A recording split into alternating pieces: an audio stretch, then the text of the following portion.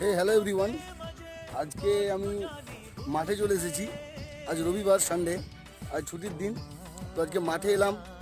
দেখতে পাচ্ছ মাঠের কি অবস্থা, জল হয়ে পুরো ডুবে গিয়েছে। ধানগুলি পুরো একটু একটু করে জেগে রয়েছে। চারদিকে মাঠের একই অবস্থা। তো কষ্ট করে চাষ করেছি, দেখা যাক কী হয়। তো অনেকদিন মাঠে এলাম। মাঠটা পুরো দেখছেন কতটা সবুজ হয়ে রয়েছে। সদ্য ধান লাগানো হয়েছে। পুরো মাঠটাই কিন্তু ধান চাষ।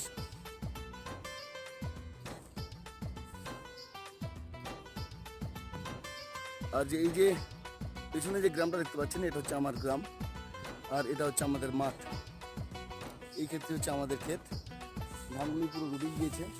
এই ধানগুলোকে জলগুলো কাটানোর ব্যবস্থা করতে হবে, কিন্তু চারিদিকে এতটা জল রয়েছে যে কাটানো যাবে না। দেখা যাক কী করা যায়।